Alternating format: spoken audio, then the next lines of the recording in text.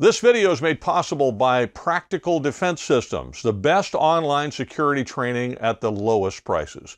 You can start your security career today online at pdsclasses.com. Check them out. Hi, I'm Joel Persinger from Practical Defense Systems. I have a series of great interviews coming up on this channel for you.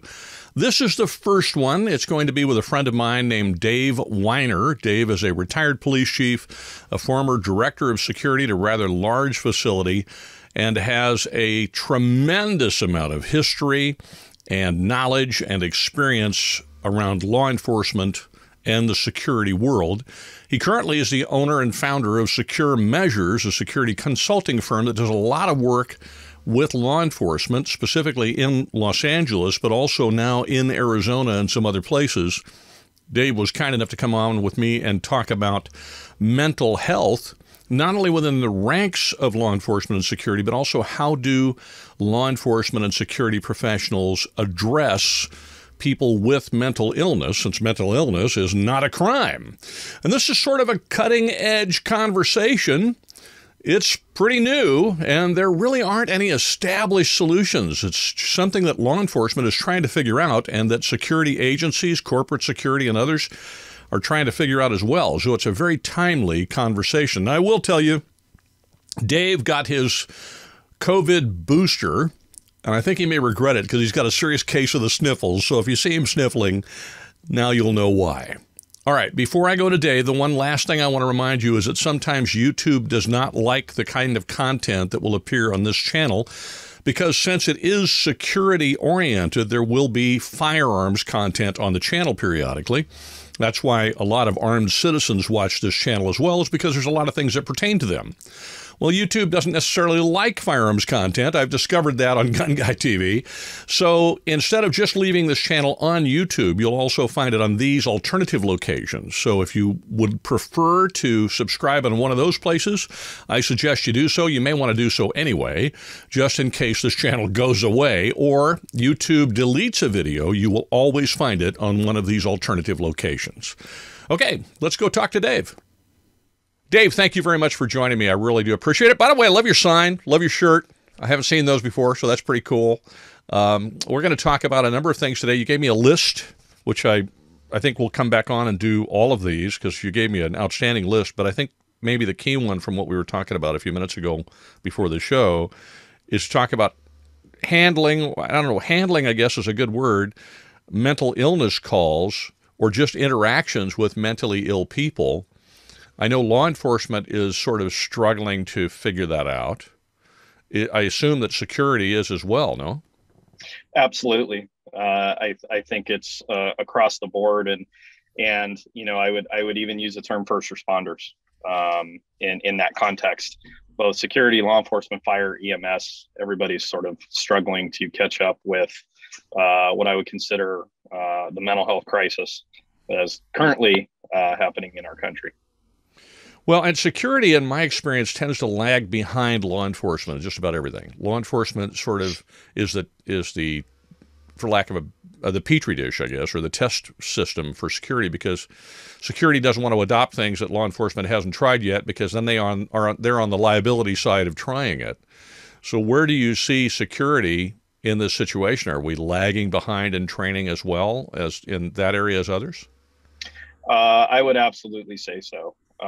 In a lot of ways, you know, as you know, we do a lot of our clientele is law enforcement, and we do a lot of work with the what I would call the mental health portions of law enforcement, and patrol on down, and every section of agencies are all craving more training as it relates to mental health, you know, and in different fashions. So I already know that if law enforcement isn't there yet, and admittedly so, then neither is our brothers and sisters who work security and who are generally on the front lines and typically are the ones who are called even sometimes before law enforcement for a lot of different situations.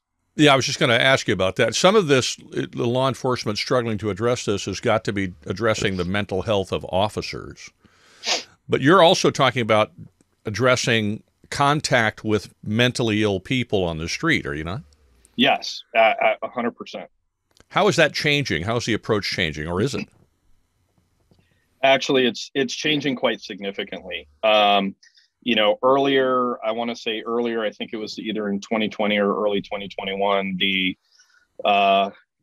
Penal Code Section 835A changed from reasonably objective to necessary as it relates to use of force for law enforcement, which caused a lot of stir, and it caused a lot of consternation amongst the law enforcement community. But that's not what I want to talk about. What I want to talk about is there is a section that actually outlines about what is required now as it relates to calling for additional resources, whatever resources your agency has to deal with mentally ill folks, whether it's somebody who's trained in crisis intervention, whether it's somebody who is trained in mental health, whether it's crisis to crisis negotiation teams, a mental evaluation team, which pairs a police officer, deputy sheriff with a clinician. All of these resources are now being brought to bear, and all of these calls now are being slowed down where possible, right? Because now it's about training people to identify somebody who's in mental health crisis versus somebody who is potentially dangerous. And sometimes that's a gray area, right? Well, a lot of times, and historically, it was just hook them up, take them to county mental health, drop them off, and get back on patrol.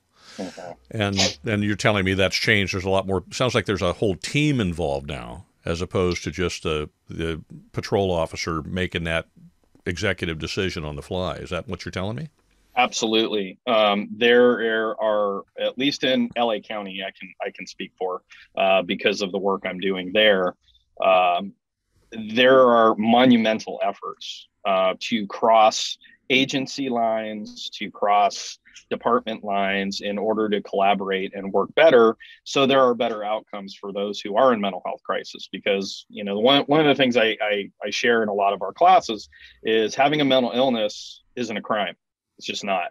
So we shouldn't be treating it that way. So we should be engaging folks with empathy and compassion. But that all starts with training people to understand what to look for and the signs and symptoms of somebody who has mental illness, and then handling that situation as safely as possible.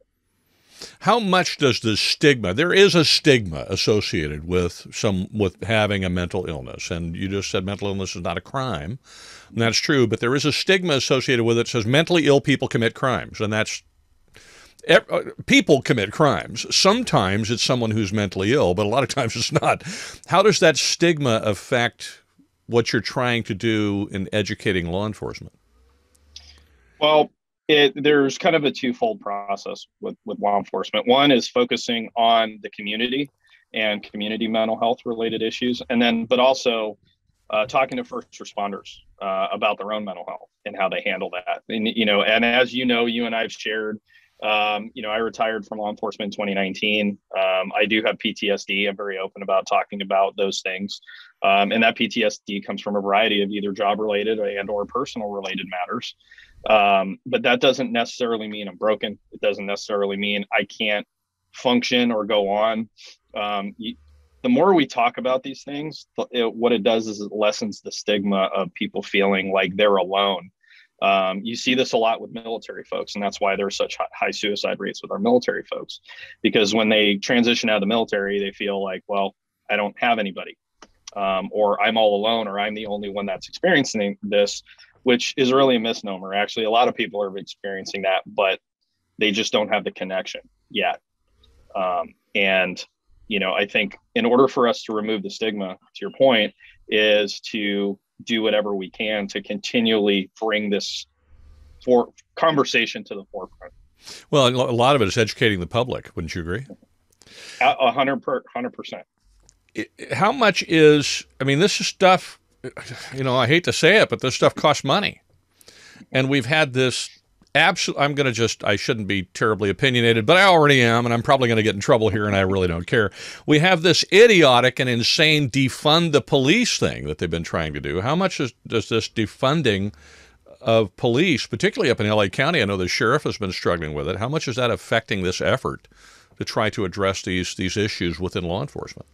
Well, what I would say is that just in the general context of defunding the police, what's happening right now is there's a lot of refunding the police because of soaring crime rates and all kinds of things. However, what is very, very interesting is that a lot of the funding that goes to some of the agencies that I currently work with, a lot of that mental health funding, or at least funding mental health units and like crisis intervention, training, all of that stuff, none of that funding has been touched. Mainly because it's such an important issue that isn't money that is going to be taken away from agencies. They're actually looking at getting more money in order to do more training, to do more field more personnel to deal with the mental health crisis.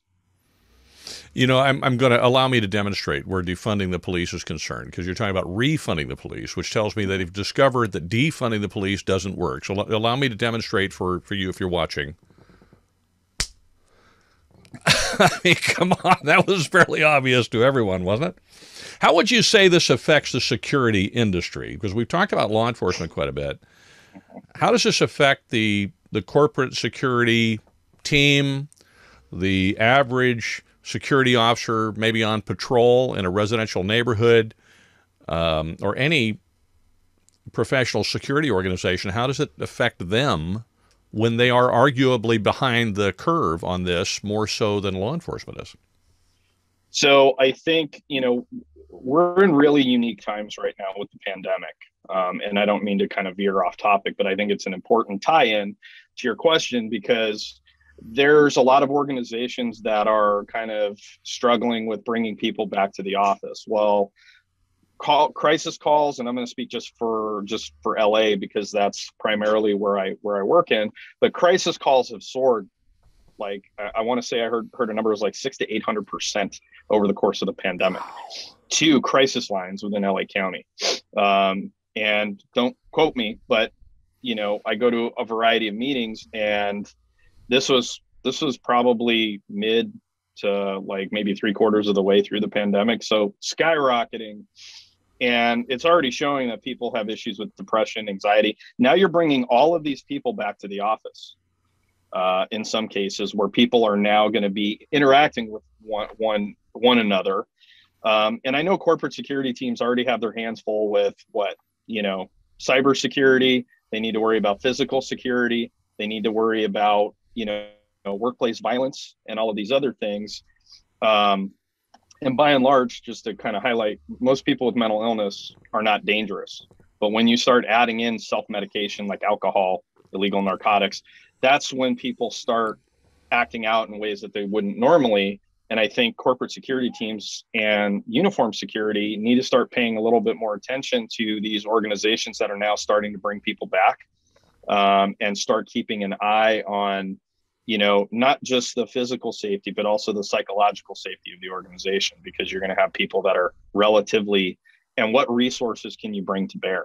I think first and foremost, training your staff, is incredibly important. How to identify mental illness, how to identify somebody who may be struggling or in crisis, and then how to handle that empathetically and compassionately. How should they start working on this? So I think first and foremost is understanding, knowing what they don't know. So looking at gaps in their program, understanding like, hey, if some security companies have a list of things they train their officers in, and some companies don't. That as well as I do. A lot of companies don't, unfortunately. I hate to be obvious about it, but that's true. Looking at the training in particular, and educating folks on what to do and how to handle those situations first and foremost. And I would even go so far, even outside of corporate security and or security, even just organizations in general should really be looking at their culture and how they handle folks who are in crisis. We already know from violence, workplace violence incidents, everything starts with a grievance. Well, technically, somebody could be in crisis and not get the help they need. And that could be their grievance to go further, especially if they're not being helped. So the idea is, mitigation, prevention, education, Those are all things that can be done to help educate our security teams on how to handle those type of situations. How do you suppose this affects things like church security? We've had, not so much recently, but there for a while, people were just shooting up churches all around the country. And as a result, all of a sudden, churches discovered that they weren't the safest place to be on a Sunday morning or Saturday morning. And I think it's not necessarily churches, but houses of worship in general. And so they have a lot of volunteers doing security because many of them don't have a paid security staff. If that's the case, what would you suggest churches do to try to address some of this stuff when their budgets may be limited and the people doing the work would actually be volunteers? Well, I think there's, in my own personal view, I think there's a lot of value in creating, intelligence, like threat intelligence teams, right? Because if you know about a threat, then you can figure out how to mitigate it. It's when you don't know or don't have that information. And if you have people who are trained in threat assessment and can interdict or intervene, just like schools have threat assessment teams and different organizations have, folks who focus on threats, professional who focus on threats, generating intelligence and having a strong intelligence capability can help mitigate those things. And then partnering with law enforcement and other organizations and or engaging threat assessment professionals can also help minimize or mitigate a potential incident from occurring. You mentioned a couple of things there. One was partnering with law enforcement. How does that work? What's the nuts and bolts of that if you are a security organization and you'd like to work more closely with the local police department or sheriff's department in your area? Honestly, the best way that I've found, and my background, I've worked in corporate security as well, is reaching out to the local agency and talking to the watch commander and saying, hey, here are some of the challenges we have. How can we partner, or what's the best way that we can either share information or what's the best way that we can mitigate, or what's the process with your agency on how to handle a situation like this. And it's really about communication and collaboration, right? It's about that cross-pollination and that back and forth, and not meeting at an incident. The idea is you want to get to know people before an incident ever occurs. Then it makes it a little bit of a more streamlined process.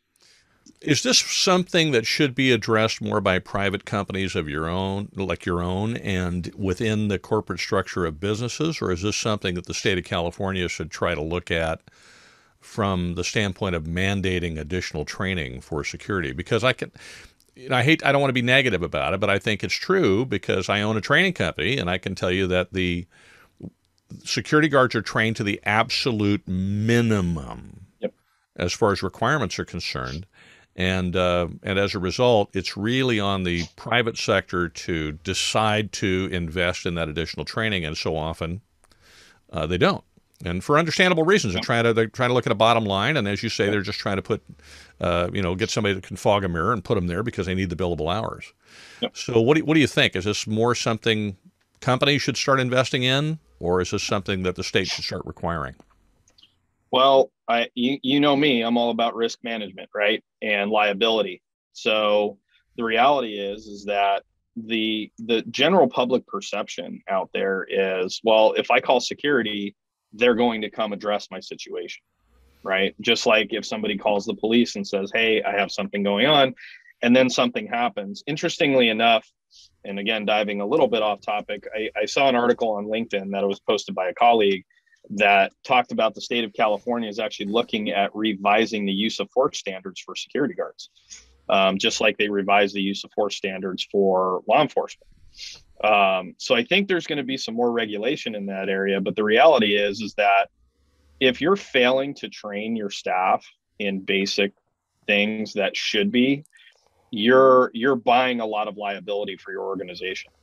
And I also think that if there is a bigger push to train people in mental health related stuff, then I think the state or an organization like SAMHSA should be pushing out grants specifically targeting like corporate security teams and things of that nature, in order to better address, or security companies to better address folks in the mental illness category.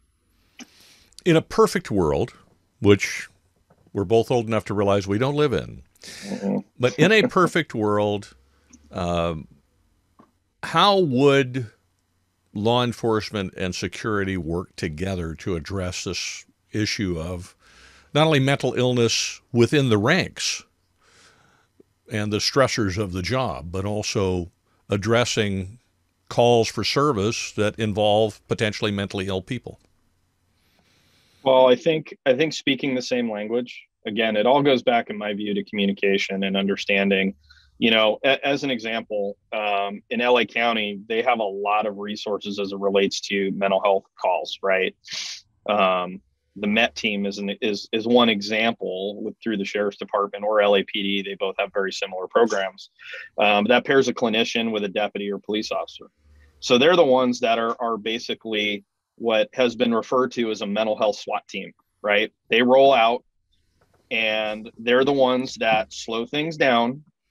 They assist patrol, and they're the ones, addressing people in crisis. And they talk people off of buildings, bridges, you name it. They do a lot of this stuff, but they really slow things down, and they build that rapport with somebody, and they show empathy and compassion, realizing that, hey, you're not in trouble. This isn't a crime. You're just having a bad day. And it's manifesting itself in a way that requires intervention. But working with, just like I'll use kind of an analogy. You have schools that have threat assessment teams, right? And you have a lot of civilians or school administrators on these threat assessment teams, or in higher education, BIT teams. Well, there's also a law enforcement component. They bring in law enforcement. And the idea is to bring in those specialized resources to address the different threats or the different types of things. Same thing here. Bringing in law enforcement and saying, hey, if we have somebody who's in mental health crisis, what type of resources does the agency have? And how would you like us to help you navigate that situation with you? Again, it goes back to the communication piece. I'm just going to continue to hammer on that because I think that's incredibly important. I would agree with you. Do you think the onus to start that communication is on the part of the law enforcement agency or on the part of the security team and the security agency? I would say the onus is on the security team to reach out and make those connections. And I think that it's necessary for them to do that. Because, and the other thing too is that a lot of organizations have unique challenges. So sometimes it may be best for them to reach out. It doesn't hurt for, law enforcement to go out and make contact with people. But, as there's far fewer police officers out there than there are the different organizations that may be in somebody's city. So I think the onus is really on those businesses to reach out and partner with law enforcement, especially if they're eliciting their support. From the standpoint of trying to facilitate this a little bit, if organizations like As Is or other organizations of that type, which are security organizations, even law enforcement training organizations, could get involved in this, and do you see them going down that road? Well, I think, my thought process around this, and I probably should have said this at the beginning of the interview, is that this is just kind of starting this conversation, right? Because I think it's necessary to have this conversation just because of everything that, the past, year and a half with COVID, and now you're having people move back into the office spaces, and mental health being such a huge topic right now. A lot of corporate security teams are really, again, focused on cyber, which is incredibly important. I don't dismiss that. Physical security, incredibly important. However, we need to start having these conversations about what that looks like and how those crises are handled within a corporate context. Well, that's one of the reasons I'm glad you're on the show, because I see it the same way. I think we're really at the infancy stage with this. Yeah. And having an open conversation about it is the first step. I tend to agree. I'm sorry, I interrupted you, I think. Were you going to say something else? No.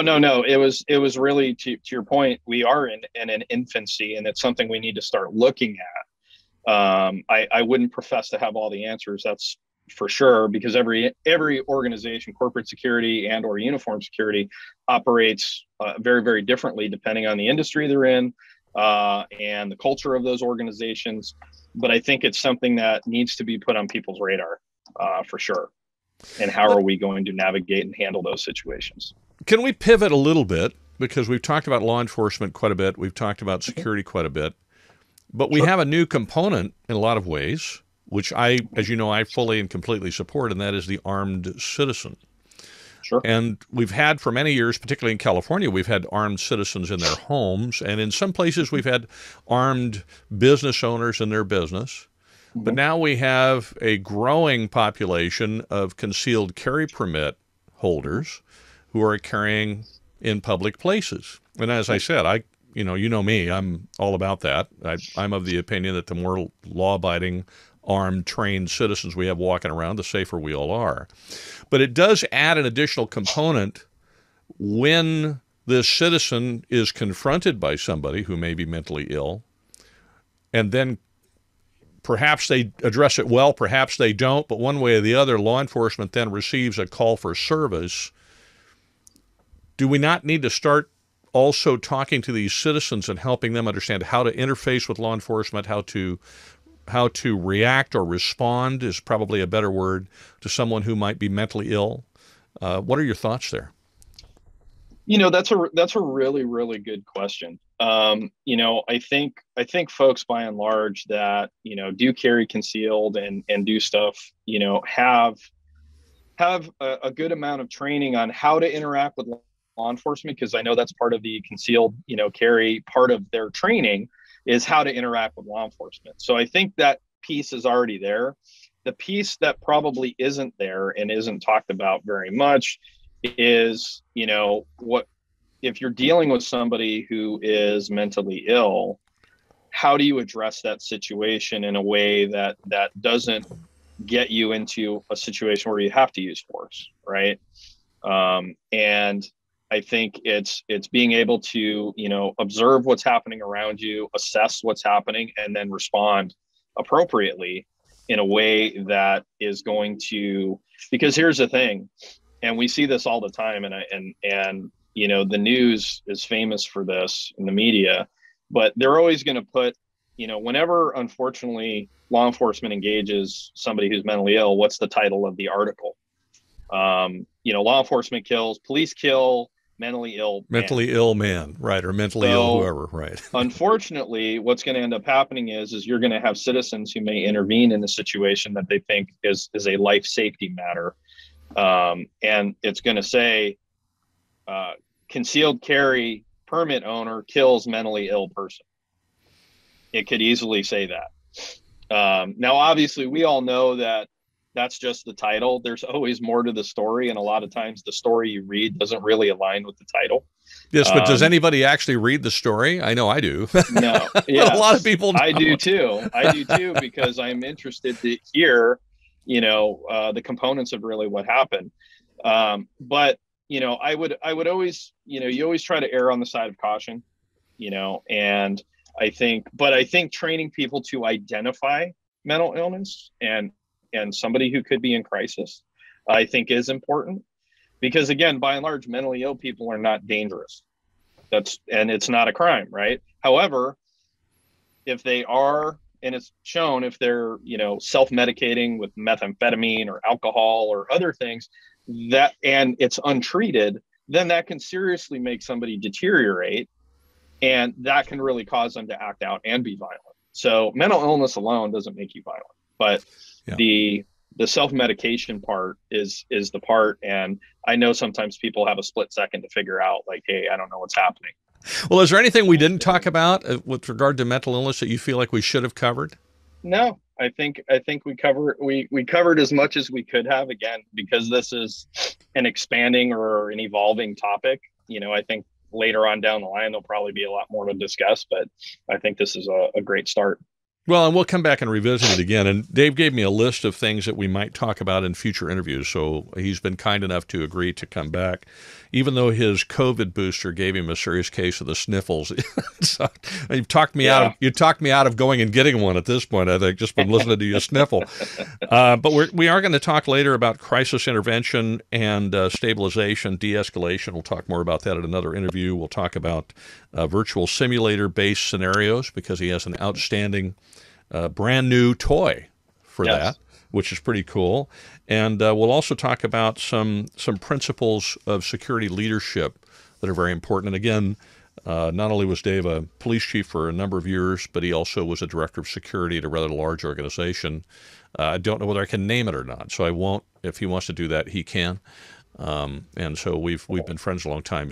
One sharp guy, and that should be worth at least 2 lunches. Yes, I think at this point. Just 2 though. Dave, thank you very much for coming on, brother. Have a wonderful Thank Christmas. You. Okay, I really appreciate you doing this on the week of Christmas, and you stay safe, all right? Likewise. All right, Joel. Bye-bye. Thank you very much for watching the entire interview. I'm super grateful that you do that. I do appreciate your attendance, and I hope that this interview has helped you understand a little bit about the subject matter we're talking about. Dave will come on again and again, and I have a number of other specific guests that will be rotating in and out as contributors to the channel. So we'll have some really good interviews for you, as well as some additional content really focused on the security world and the security industry. Although, as I said, if you're a concealed carry holder or you're an armed citizen of some kind, this may be very helpful to you too. I do suggest once again that you check us out on these alternative locations, because you just never know. YouTube gets weirder by the day. All right, in the meantime, I hope you have a wonderful Christmas. It's just a couple of days away.